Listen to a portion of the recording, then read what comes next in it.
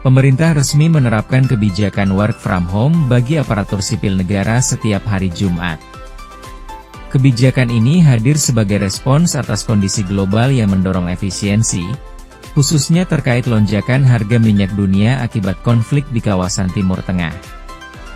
Di tengah situasi tersebut, pemerintah tetap memastikan bahwa pelayanan publik berjalan optimal melalui penyesuaian pola kerja yang lebih fleksibel dan berbasis digital. Diskusikan sama teman-teman ya, kalau saya ikut pemerintah pusat ya. Kalau pemerintah pusat ikut WFH-nya Jumat ya kita akan ikut Jumat. Tapi Jumatnya tetap ono asri. Kerja bakti asri, mari kerja bakti so mulai. Tapi tetap kerja bakti. Kerja bakti karena asri itu hari kerja bakti tetap seminggu 2 kali kita. Hari apa? Yang hari Selasa itu dia itu di lingkungan kantor, hari Jumat barengan. Kalau yang nanti yang Jumat itu nanti kita akan berbarengan dengan Forkompinda. Jadi ada Dandim, ada kepolisian, kita sudah sepakat kemarin. Jadi kita akan bersih-bersih terus. Pak, kalau rencana yang goes dan transportasi umum itu kemarin kata Pak Wali kan mau pilih hari Jumat. Nah kalau hari Jumat aja WFH gimana? Kalau WFH hari Jumat ya kita pindahnya hari Rabu. Hari lain ya? Hari Rabu atau Kamis tidak. Jadi nanti hari Rabu atau hari Kamis tidak menggunakan kendaraan dinas, tidak menggunakan kendaraan pribadi, tapi menggunakan transportasi umum. Gue di absen. Dan saya nanti juga tolong teman-teman wartawan, media diputeri ku Pemkot itu. Biasanya nang jalan itu loh. Banyak yang parkir di sebelah itu loh. Jagung Suprapto, itu ngake itu. Nah, itu digoleki wae sapa itu. Nanti saya nggak mau ada lagi seperti itu. Nanti dianu aja, di apa namanya, di shooting itu. Di lebokno berita itu ya, aku njaluk tolong itu. Jadi kok digoleki iki mobil plat nomornya sapa iki. Nanti kita kejar. Belum, nanti jadi kita mulai, nanti kita akan sampaikan. Jadi kita jalankan mulai minggu depan ya. Menteri Pendayagunaan Aparatur Negara dan Reformasi Birokrasi, Rini Widiantini, juga telah mengeluarkan aturan soal work from home tiap Jumat untuk aparatur sipil negara, mulai berjalan pekan depan. Sebagaimana diatur dalam Surat Edaran Menteri Pan-RB Nomor 3 Tahun 2026 tentang pelaksanaan tugas kedinasan bagi ASN di instansi pemerintah. Nah, kalau WFH ini kan ada pembatasan ini ya, pembatasan sosial karena faktor endemik ya, endemik itu. Dan kalau kita melihat ketika di masa-masa pandemi, ketika ada work from home, itu juga berpengaruh terhadap aktivitas ekonomi. Dan ketika berpengaruh terhadap aktivitas ekonomi, maka perputaran ekonomi juga semakin terbatas. Dan kita bisa melihat bagaimana tingkat pertumbuhan ekonomi di era COVID itu semakin melemah, semacam inilah. Dan itu ada dampak signifikansinya terhadap kondisi ekonomi masyarakat semacam itu. Tapi kalau di saat ini itu berbeda karena dulu itu terkait dengan masalah penyakit, kalau ini terkait dengan masalah efisiensi karena faktor geopolitik global ya, karena faktor perang di Iran dan kemudian keterbatasan minyak kita dan sebagainya, dan ini yang kemudian membatasi masyarakat agar masyarakat lebih wise dalam menggunakan BBM untuk mengefisienkan BBM. Kenapa? Karena BBM kita kan semakin hari semakin terbatas semacam itu. Nah, sehingga yang harus di-stress sehingga bagaimana ketika pembatasan sosial atau kerja-kerja dari rumah itu tidak mengurangi produktivitas secara ekonomi. Itu yang harus, makanya yang harus didorong adalah bagaimana kerja-kerja yang berbasis pada teknologi itu harus lebih ditingkatkan sebagai pengganti kerja-kerja secara offline semacam itu. Makanya yang ketika di work from fokus pada kerja-kerja yang sifatnya by teknologi, by internet semacam itu akan lebih efektif. Karena kalau bekerja berbasis pada teknologi itu bekerja di mana saja itu pasti akan lebih tidak berpengaruh ya terhadap efektivitas itu. Tapi kalau misalnya terkait dengan pelayanan publik dan sebagainya, itu saya kira kurang pas kalau misalnya harus pakai kebijakan work from home semacam itu. Pemerintah daerah diberikan kewenangan untuk mengatur komposisi antara WFH dan Work from Office, WFO. Penyesuaian dilakukan berdasarkan kebutuhan serta kondisi masing-masing daerah. Saya bilangnya tetap menggunakan transportasi umum. Lewat Sidoarjo sepedaan ya mate, Pak. Iya. Jadi wong Sidoarjo numpak iso numpak bis, parkirnya nanggone nang Jayabaya, terus numpak bis, numpak Wirawiri atau naik apa iku? Ngono, ora lawakmu gorong ngono bos nang kene, Bu. Komuter mudhun nang Gubeng. Ayolah, cobalah biasanya kan kita untuk jalan, biasanya kan kita pakai transportasi umum. Kalau sing mobil listrik yo silahkan. Oh, boleh ya. Jadi mobil listrik, sepeda motor listrik wis ono kan nang Pemkot. Oh, itu kecuali ya, Pak? Ya kecuali silakan pakai. Karena kan kita WFH ini kan filosofinya menghemat BBM. Duduk menghemat lainnya lah, menghemat BBM lah segala listrik. Makanya pegawai Pemkot lek kepingin iso gawe ya tuku mobil sampai sepeda motor listrik. Saya sih rada pesimis ya kalau misalnya WFH itu diberlakukan pada hari Jumat. Kenapa? Pertama, karena hari Jumat itu mendekati weekend, ya, mendekati weekend, sehingga pegawai itu akan libur hari Jumat, Sabtu, Minggu, 3 hari. Nah, ini kalau menurut saya itu pesimis akan akan efektif. Kenapa? Karena ini memasuki weekend. Itu yang pertama. Yang kedua, ini berpotensi kalau misalnya hari Jumat bisa saja para pegawai itu tidak stay di rumah atau work from home atau mengerjakan kerja-kerja kantor di rumah, tapi justru dimanfaatkan untuk keluar.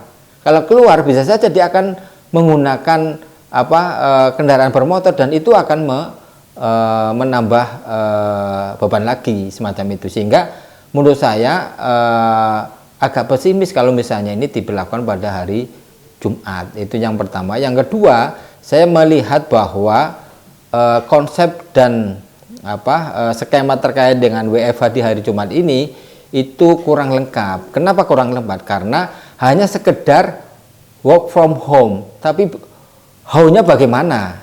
How-nya bagaimana? Ini yang saya melihat belum jelas secara teknis yang disediakan oleh pemerintah pusat maupun pemerintah daerah. Jika misalnya ASN itu atau pegawai itu bekerja dari rumah, apa yang akan dilakukan oleh para pegawai itu untuk menggantikan kerja-kerja yang ada di kantor.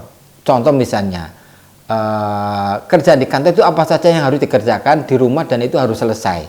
Nah, ini kan tidak ada juklek dan juknisnya. Nah, mestinya untuk mengukur efektivitas atau tidaknya sebuah kebijakan ini harus ada itunya, kinerjanya harus bisa dilihat dan harus bisa diukur. Jangan sekedar WFH begitu saja, tapi bingung untuk apa yang harus dilakukan oleh para pegawai atau para ASN ketika dia berada di rumah. Jangan-jangan ketika berada di rumah bukan mengerjakan kerja-kerja yang ada di kantor atau memindahkan pekerjaan di kantor pindah ke rumah, tapi justru dia akan sibuk dengan keluarganya atau bahkan mungkin keluar rumah. Nah, keluar rumah pasti kan bisa saja menggunakan kendaraan bermotor, kendaraan mobil dan sebagainya. Akhirnya ini yang menjadi catatan kritis ya. Sebaiknya kalau misalnya menerapkan kebijakan WFH harus lebih detail dan lebih ada juklek dan jukliknya sehingga bisa terukur kerja-kerja di rumah, sehingga WFH itu memang bisa diukur tingkat efektivitasnya. Instansi pemerintah diminta menerapkan fleksibilitas kerja dengan ketentuan 4 hari bekerja di kantor pada Senin hingga Kamis, serta 1 hari bekerja dari rumah WFH setiap Jumat.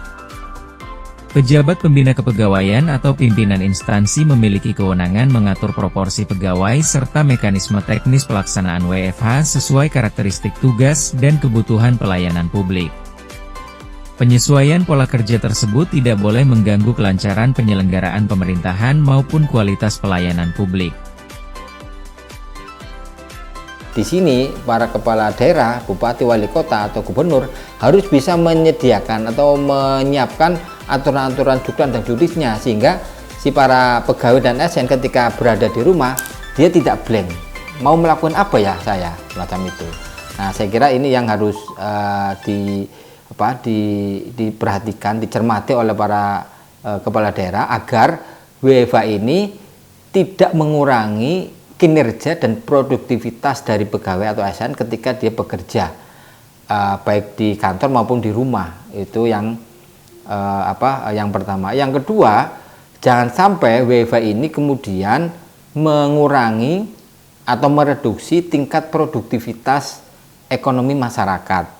Kalau misalnya gerak sosialnya masyarakat itu dibatasi atau gerak ekonomi dibatasi, itu akan berdampak pada ruang gerak atau arus ekonomi dari masyarakat.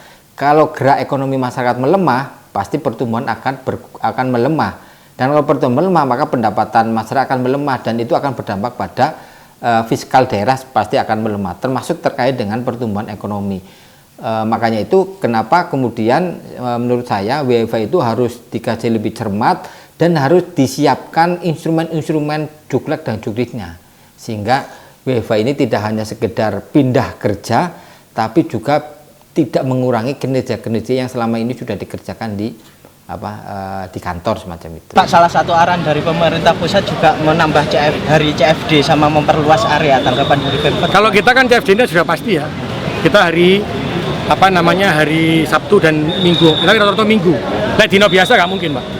Karena kita ini hari biasa itu di Surabaya itu penduduknya 8 juta. Karena banyak orang yang masuk dari Sidoarjo mau ke Gresik lewat Surabaya, lewat CFDKP sana, Pak. Makanya kita akan jaga. Tapi nanti yang untuk hari Minggu yang akan kita perbanyak. Jika kita akan perbanyak titiknya.